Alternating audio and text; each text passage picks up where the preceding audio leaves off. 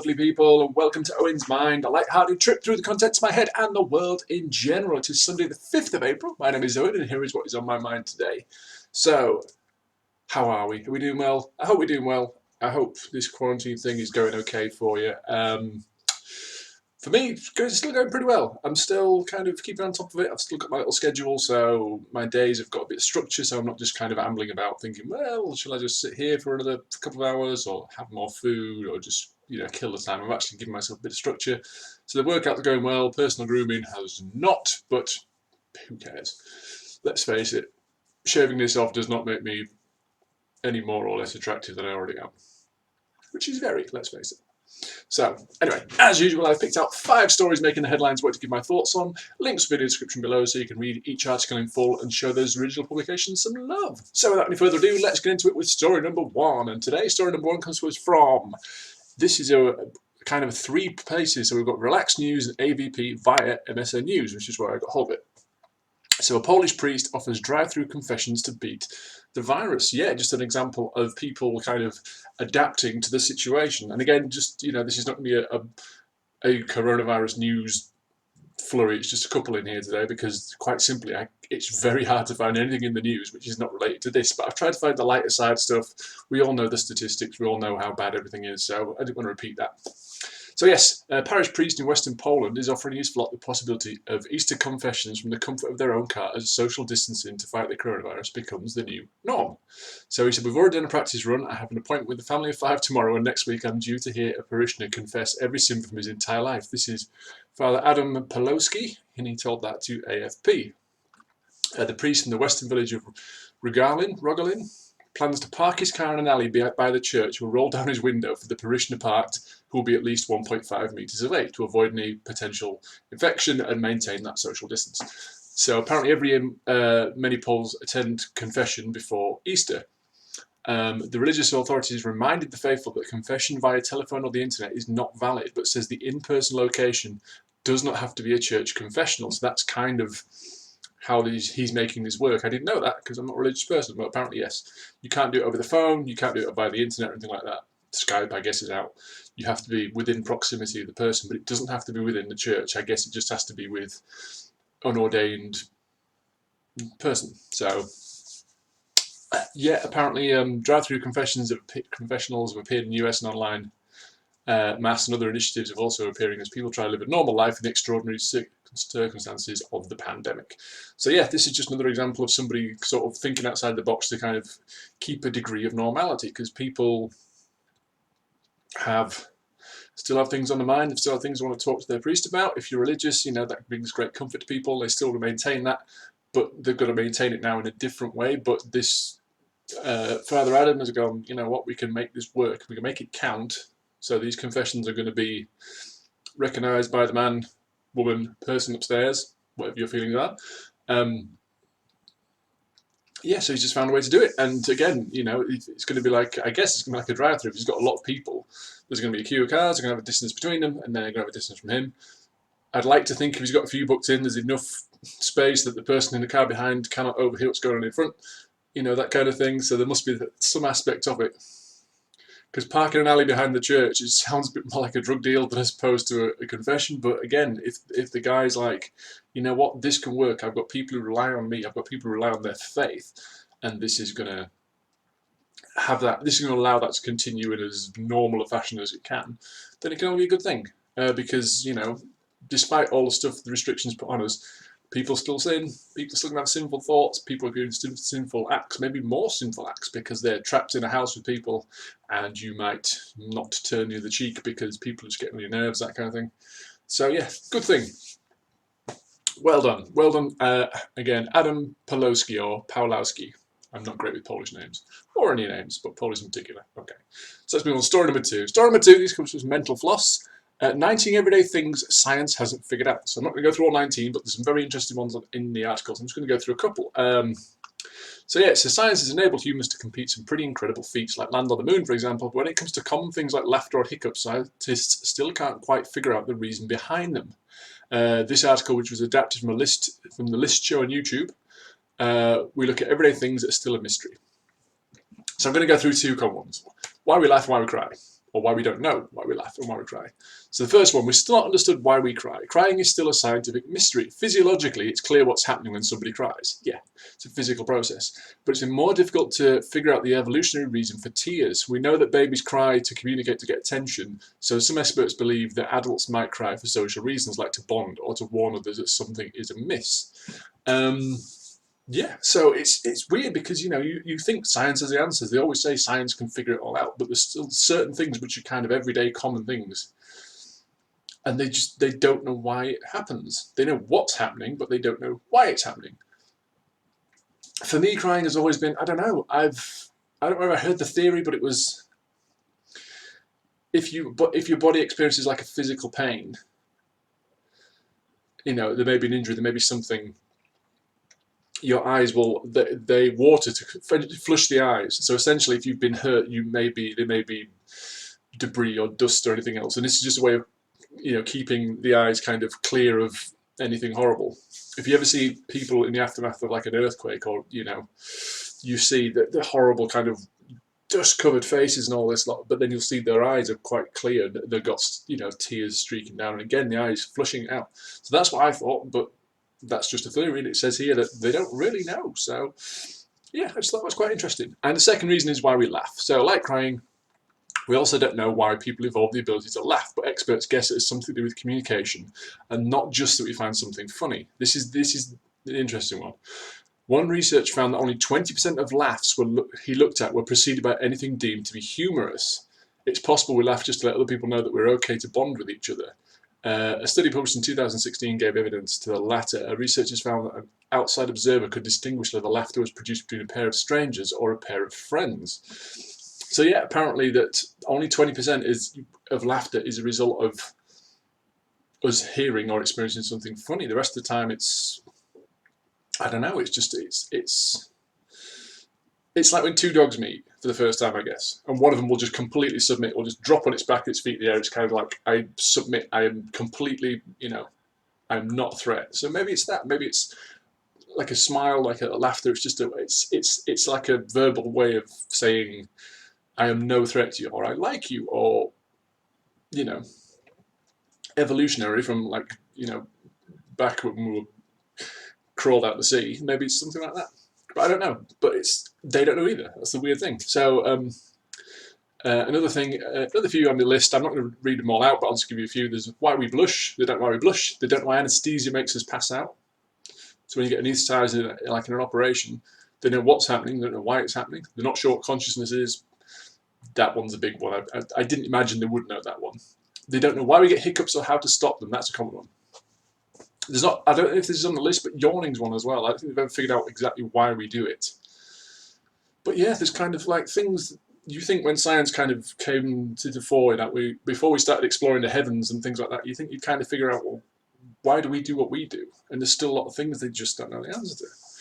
So yeah, speaking of things they don't know the answer to, conspiracy theories, number 3. This is from BBC News. Conspiracies, coronavirus, scientists brand 5G claims complete rubbish. So yeah, I did a video a couple of days ago, maybe a week ago now, on my other channel. And I assumed, my playlist, that there'd be a conspiracy theory, which I've not heard yet, about the coronavirus. We all heard that it was put out intentionally and this, that, and the other. And I thought, well, there's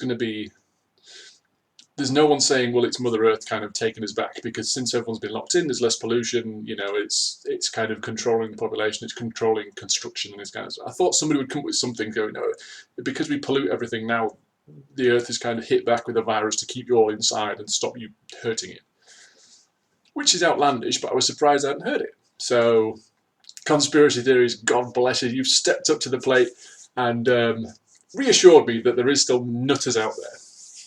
So, conspiracy theories claiming 5G technology helps transmit coronavirus have been condemned by the scientific community. So, videos have been shared on media showing mobile phone masts set on fire in Birmingham, Merseyside, along with the claims. The posts have been shared on Facebook, YouTube and Instagram, including by verified accounts with hundreds of thousands of followers. But scientists say the idea of a connection between COVID-19 and 5G is complete rubbish and biologically impossible. The conspiracy theories have been branded the worst kind of fake news by NHS England Medical Director Stephen Powis. Many of those sharing the post are pushing conspiracy theory, falsely claiming that 5G, which is used in mobile phone networks and relies on signals carried by radio waves, is somehow responsible for coronavirus. These theories first appeared to have emerged via a Facebook post in late January, around the same time the first cases were recorded in the US. And they broadly fall into two camps. So camp number one says, one claims 5G can suppress the immune system, thus making people more susceptible to catching the virus. Okay, that's daft, but plausible-ish, kind of. It's like, because there's always been this thing that phone masts, give you cancer and all this kind of stuff. That's been completely debunked. But saying that it lowers your immune system, if you look into it, it's daft. But I can see why that one, people could kind of go, yeah, okay. The other one suggests that the virus can be transmitted through the use of 5G technology. Now, that is the nuts one. So it says both of these notions are complete rubbish, says Dr. Simon Clark, Associate Professor in Cellular Microbiology at the University of Reading. The idea that 5G lowers your immune system doesn't stand up to scrutiny. Your immune system can be dipped by all sorts of things, by being tired one day or not having a good diet. Those fluctuations aren't huge, but can make you more susceptible to catching viruses. Radio waves can disrupt your physiology as they heat you up, meaning your immune system can't function. But 5G radio waves are tiny and they are nowhere near strong enough to affect the immune system. There has been lots of studies on this. So that's the first one done. It would also be impossible for 5G to transmit the virus, Adam Finn, Professor of Pediatrics at the University of Bristol adds. The present epidemic is caused by a virus that is passed from one infected person to another. We know this is true. We even have the virus growing in our lab, attained from person with the illness. Viruses and electromagnetic waves that make mobile phones and internet connections work are different things. Yes. As different as chalk and cheese, he says. It's also important to note that another major flaw with the conspiracy theory is coronavirus is spreading in UK cities where 5G has yet to be deployed and in countries like Iran where they have not yet rolled out the technology. So yeah, I love a good conspiracy theory as much as the next man, but in order to enjoy it, there's got to be a hint. There's got to be something tangible you can grasp onto and go, okay. Now, like I said, with the first part of that, 5G, maybe the masks are having a negative effect on the human body that's making you more susceptible to all viruses, including coronavirus. I can kind of see that because for years there has been theories that, mobile phone masts and electrical signals and all this lot cause cancer and brain tumours and this kind of thing. And it's widely believed because, like, if you buy a house which is located close to one of these things, the house prices are a lot lower. And there's always stories about so and so who lives on this street near a mass got cancer, and it's like, okay, but you take it in isolation because so and so lived on that street, and that street also got cancer. It's yes, it happened near a mast, but it happened not near a mast. So, but the second one is just, you're aware that a virus is a biological thing. If you can transmit biological data via a phone mast, you can essentially teleport. That's basically what you're suggesting. If we're at a point now where a phone mast can transmit biological data, not just data, a biological object like a virus, then that's basically teleportation. So, yeah, please just stop. There's enough going on. There's enough horrendous, genuine information about this virus. What we don't need is scaremongering and horrendous fake information. The real stuff is scary and important enough. We don't need all this extra rubbish in the background. Now, hopefully this conspiracy theory is so ridiculous that most people can ignore it. The fact that 2 phone masts have burnt down says to me some people aren't ignoring it, which is a worry. But yes, so you've got tinfoil hat wearing people saying this is a thing, and then you've got lots and lots of the scientific community, incredibly, very, very, very intelligent, well-read, well-studied men and women saying this is rubbish. I know who I believe. There you go. Anyway, story number 4, and this is from Sky News today. Coronavirus again. LGBT plus charity says young people should pause coming out during the lockdown. So yes, LGBT plus. What's the plus? When it was LGBT and it was LGBTQ. What's the plus? I don't know that, but there you go. Young people should hit pause on coming out while self-isolating with their families during the coronavirus pandemic, a UK charity has advised. The Albert Kennedy Trust, AKT, a UK charity that helps young LGBT plus and people facing homelessness, told Sky News their advice would be to think hard before coming out during this time. If you're a young person or thinking of coming out, press pause on that until you get support, said Tim Sigsworth, AKT CEO. Mr. Sigsworth expressed concerns for how families might react to their child coming out in this particularly stressful time and warned of the dangers of being homeless during the pandemic. He said, you cannot predict at these completely unprecedented times how your parents will react. They, like you, are under a lot of stress and they may not react in a positive way. We're all being told to self-isolate, so being on the streets, it has the most dangerous place for a vulnerable young person at this moment. Coming out can put young people at risk of homelessness if their families reject them. Sadly, yeah. LGBT plus people make up a quarter of the UK's young homeless population, according to the charity. I didn't know that at all. That's a big figure. AKT also says more than 3/4 of LGBT plus homeless people say their family rejecting them is the primary reason for them being homeless. Although many aspects of society have improved for the LGBT plus community, such as the introduction of gay marriage and transphobia being categorised as hate crime, being open with family members can still be risky. Research by AKT and YouGov found that 1 in 10 adults would feel uncomfortable if their child came out. 1 in 5 would worry about how family members would respond to them having an LGBT plus child.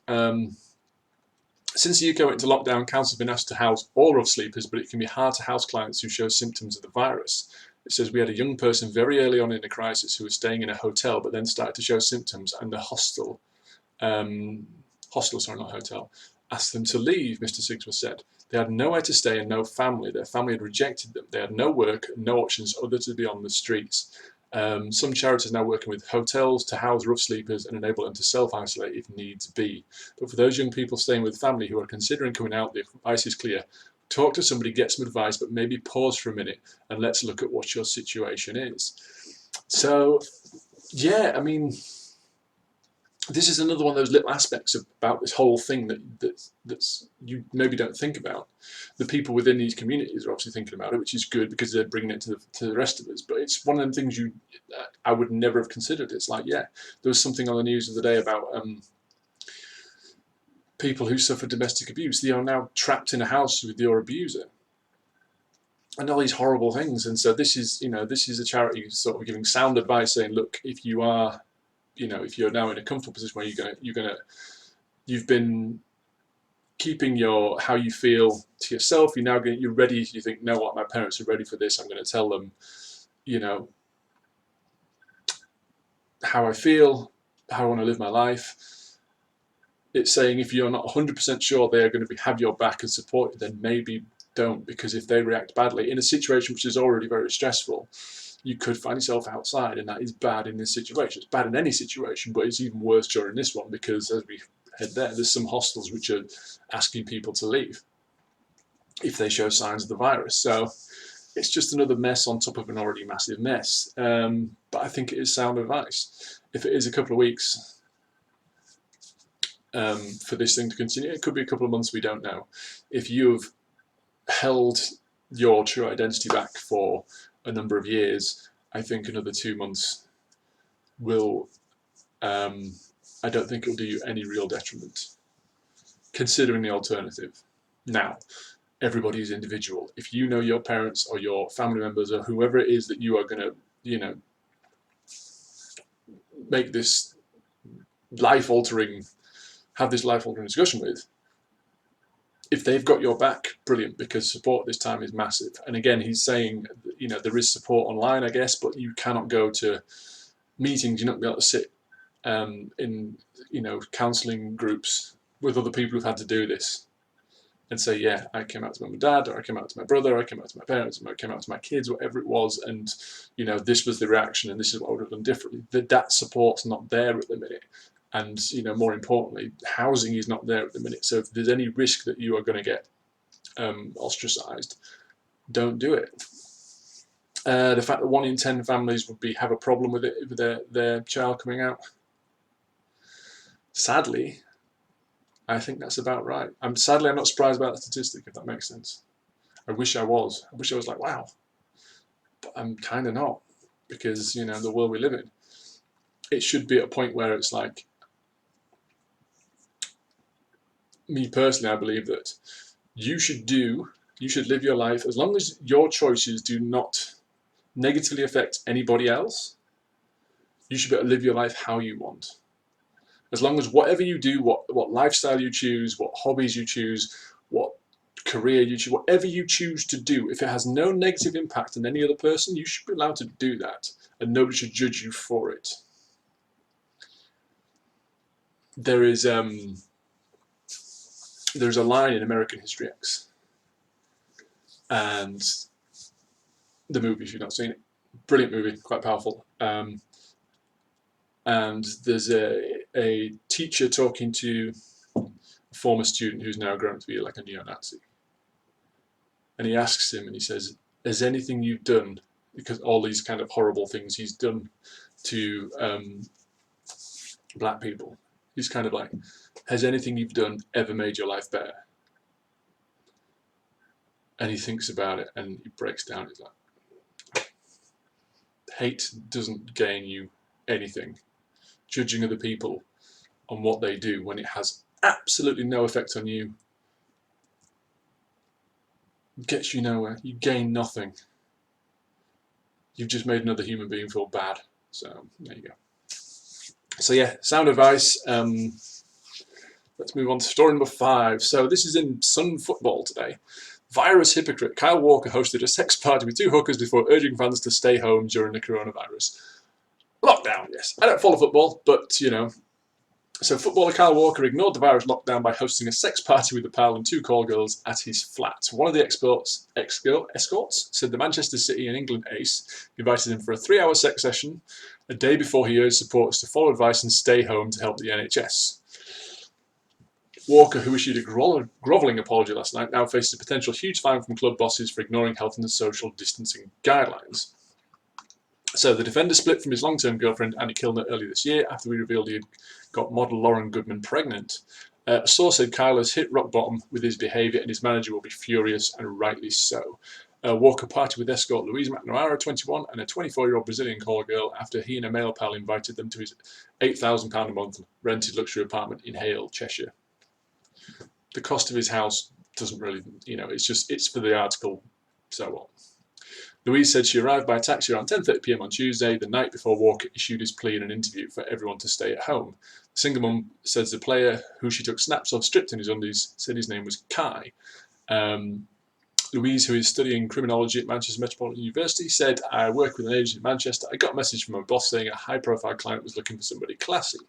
I got a cab from Manchester to the address, and the driver picked me up outside and took me to the gates of his apartment. Then his friend came out and met me. There was another girl in the car too.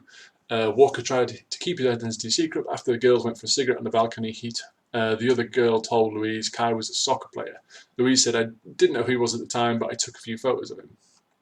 The men agreed to pay the girls £2,200 in cash before moving through to the bedroom where Walker, 29, pulled out some gold-coloured Shine condoms. Louise and the other girl left the apartment around 2 a.m. on Wednesday.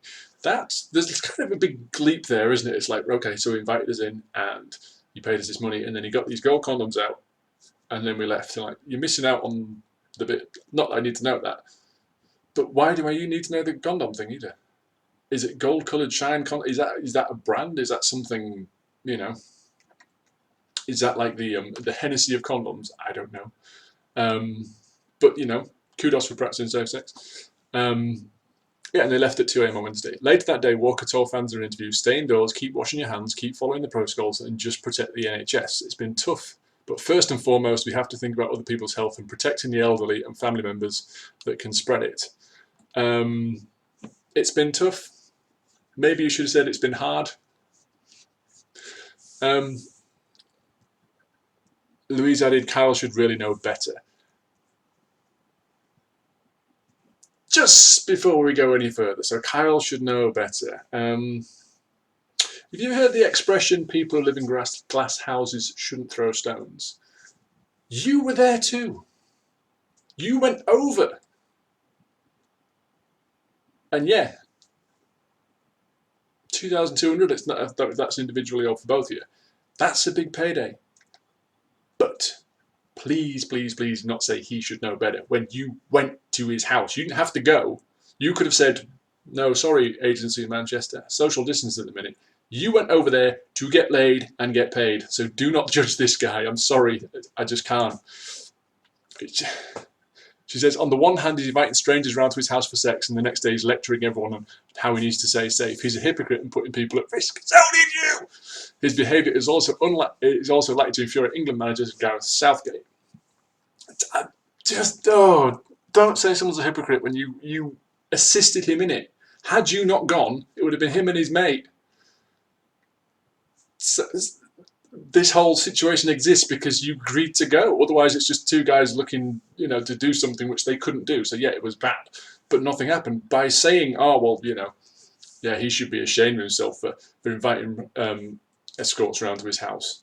That's not social distancing. Oh, okay, excellent. So where were you at this time? Were you like in a greenhouse wrapped in cling film? No, I was there. Anyway, in a statement last night, Walker said, so this is his apology. I've read all the kind of negative stuff, so I will give you his apology in full because it's only fair. Walker said, I want to take this opportunity to issue a public apology for the choices I made last week. I understand that my position as a professional footballer brings the responsibility of being a role model. As such, I want to apologise to my family, friends, football club supporters and the public for letting them down. There are heroes out there making a vital difference to society at the moment, and I've been keen to help support and highlight their amazing sacrifices and life-saving work over the past week. My actions are in direct contrast to what I should have been doing regarding the lockdown. Fair play. Manchester City also later issued a statement which said, we are disappointed to hear the allegations. We note Cal's swift statement and apology and will be conducting an internal disciplinary procedure in the coming days. So, yeah, he did something stupid. He apologised for it. Now, you could argue the apology came because he got found out, as many of these kind of celebrity apologies tend to be, but he still came out and said, look, my bad. We're hearing this a lot, that people are just ignoring it, or people going, it doesn't affect me, or what are the chances? I think that's a big one at the minute. I don't think people are... I think we're now, because of the news the way it is, and we know that people are, of all ages, are not immune to this. When it first came out, it was like, oh, it's taking away the socially vulnerable, people with underlying health conditions, very young children, and the elderly. Much like, on the whole, the more commonly known flu, influenza does. So I think people felt a little bit bulletproof early on. Some of the younger people were kind of like, it's fine, I'm not going to get it. But recent stories have told us, you know what, young, fit, healthy people are getting this, and it's killing them too. Professional athletes in the US have died. NHS staff, 30s, healthy, have died. Young children have died, but not maybe as young as you thought. So some newborns, yeah. But sort of teenagers and things as well. So we now know it's indiscriminate. It's killing everybody. So people have switched from being not going to get me to what are the odds? That's the dangerous thing now, because people are now going, well, there's 70, 80 million people in the UK, and so far, so many thousand have died. That's like 0.0001%. So, the chances of me getting it are low. Don't have that attitude. It's a wrong attitude to have, because what happens if enough people think like that, then you get the stories we get in the papers every day now. It seems every day that there's the police having to go out and break up public gatherings, people in parks, people on the beach, all gather together, and you're like, just stop, please. It was on the news today, and I haven't reported it, because again, other websites have done it better, that 5 members of who work on the buses in London, Transport London, have contracted it, and it's killed them. So these are people, and again, I don't know their ages and things, but chances are that it's going to be a variety of ages. It's not retired people, because these are working people, so they're not of a certain age. They won't have all had underlying health conditions, but what they are doing is they're being in contact with other people every day. And 5 of them are now dead. This is not to be taken lightly. It's also why people in the NHS and people in service industries and people at supermarkets should be applauded, because they are having to come into contact with us, the rest of the general population, because they have no choice. We have to eat, so they have to serve us. You, if you're locked down, you're privileged. You're lucky to not have to go out and risk contracting this thing, which we now know is killing indiscriminately. So yeah, so the guy, he made a mistake. And again, it was pitched up to be, you know, they kind of put that football of flamboyance and indulgence on it by giving you facts and figures and, you know, this brand of this and this much is his house costs and this much he paid the girls and all this kind of stuff. But at the end of the day, it's a guy doing something stupid, just like loads of people doing stupid stuff at the minute. He did come out, he did apologise. I don't know what prompted it, if he was called out on the news and he kind of issued an apology. Regardless, he issued his apology. And hopefully that will go some way to stopping other things like this happening. But yeah, what can you do? Like I say, I mean, I'm going out, for me personally, I'm going out once a day, sometimes twice a day. So once a day, I go out for my exercise. I go for a walk, put a weight backpack on, and I walk from where I live round. And it takes about 25, 30 minutes. And I get a brisk walk on, and off I go and come back. And I'm working out in the house as well. Maybe twice a week, I'm also having to go to the supermarket because I buy a lot of fresh fruit and I go through it quite quickly. And again, just because the stores are not as well stocked, I can't always get a week's worth of fresh produce. So, but that's it. I'm not doing superfluous journeys. I'm not going out to pass the time. If I'm going out with purpose. I'm going out to a shop. If I'm going out to exercise, and that's what I'm doing. I'm not going out to see friends. I haven't seen my kids in over 2 weeks because they live with their mother. And yes, I can go and you're allowed to transfer between households if it's children, but they discourage it. And again, because she's a key worker, I don't want to risk, you know, her getting it, nor do I want to risk my kids, obviously. So we're all having to do this. Please stick to it, please, and we can get through this quicker. Anyway, so that's it, guys. Links to all the stories I've discussed can be found in the description below, so feel free to go and check them out. Let me know what you think about this video and tell me what's the wildest conspiracy theory you've heard of late. So it might not be virus related, but just something that someone said to you, maybe in a pub. Remember when them were open? Where you've heard somebody go, oh yeah, have you heard this? And you're like, what? Yeah, this thing. And it's like, oh, right. When I was a kid, there was one that was, when I was not a kid, but when I was younger, that the smell of petrol at petrol pumps and you filled your car up gave you leukemia. That was a genuine one I heard. And it was in the paper, it was reported. And then there's a little bit at the bottom of the article basically going, this is all bunk, but it got a headline. I think there's always stuff like this out there. But the conspiracies, like the flat earth thing, is like, you know, again, flat earthers believe what you want to believe, but they've never been able to say, why? Why? It's like the 5G thing. Oh, they're going to spread coronavirus through this 5G. Number one, it's impossible because you cannot teleport biological data. But number two, why? Why would they do it? Why would the powers that be lie to us about the shape of the Earth? What do they gain from it? And no one's ever said, well, it's a conspiracy. Okay, so why? A conspiracy needs to have a purpose. You know, if somebody, you know, the whole JFK thing, the conspiracy there is, well, the purpose is to hide the guilty parties, to hide that it was an intention to seize power or for some backroom. There's a purpose to that conspiracy. I don't see a purpose to this one. They're going to say, so China can take over the world. If China wants to take over the world, it can take over the world. It's already doing it economically. The sheer amount of products which the rest of the world relies on because China manufactures them, they've got us by the brooch and earrings if they want us. So why would they do this? Or why would they test it on their own population first? And just stupid stuff. So anyway, there we go. Answers in the comments, please, along with any thoughts you'd like to share. These are mine. They're not necessarily important. They're not necessarily right or wrong. They're just what was on my mind. So until next time, bye for now.